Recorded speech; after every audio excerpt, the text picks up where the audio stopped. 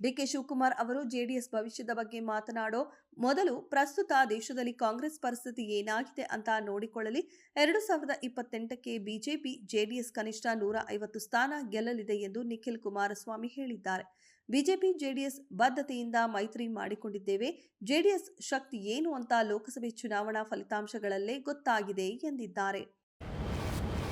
UPA ಸರ್ಕಾರದ ಅವಧಿಯ ಮನರೇಗಾ ಯೋಜನೆಯಲ್ಲಿ 11 ಲಕ್ಷ ಕೋಟಿ ಅವ್ಯವಹಾರ ನಡೆದಿದೆ ಎಂಬ ಪ್ರಹ್ಲಾದ್ ಜೋಶಿ ಅವರ ಹೇಳಿಕೆ ಕುರಿತು ಉಪಮುಖ್ಯಮಂತ್ರಿ ಡಿಕೆ ಶಿವಕುಮಾರ್ ವಾಗ್ದಾಳಿ ನಡೆಸಿದ್ದಾರೆ. ಮನರೇಗಾ ಯೋಜನೆ ಹಾಗೂ ವಿಬಿಜಿ-ರಾಮ್ಜಿ ಯೋಜನೆ ಬಗ್ಗೆ ಕೇಂದ್ರ ಸಚಿವರಾದ ಪ್ರಹ್ಲಾದ್ ಜೋಶಿ ಅವರು ಬಹಿರಂಗ ಚರ್ಚೆಗೆ ಬರಲಿ. ಆ ಮೂಲಕ ಜನರಿಗೆ ಈ ವಿಚಾರವಾಗಿ ಜಾಗೃತಿ ಮೂಡಿಸಬಹುದು ಎಂದು ಡಿಸಿಎಂ ಡಿಕೆ ಶಿವಕುಮಾರ್ ಅವರು ಸವಾಲೆಸೆದರು.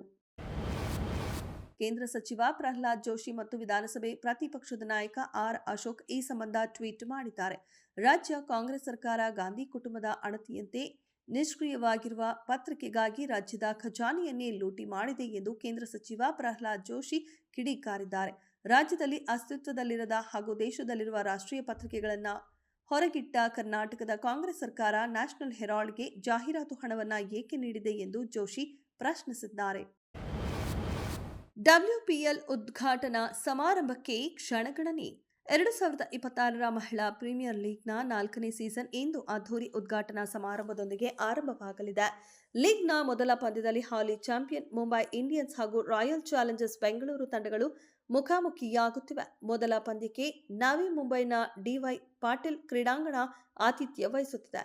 ಪಂದ್ಯ ರಾತ್ರಿ 7:30ಕ್ಕೆ ಆರಂಭವಾಗಲಿದ್ದು 7 ಗಂಟೆಗೆ ಟಾಸ್ ನಡೆಯಲಿದೆ. ಆದರೆ ಈ ಪಂದ್ಯಕ್ಕೂ ಮುನ್ನ ಪ್ರತಿ ಬಾರಿಯಂತೆ ಈ ಬಾರಿಯ ಉದ್ಘಾಟನಾ ಸಮಾರಂಭ ನಡೆಯಲಿದೆ.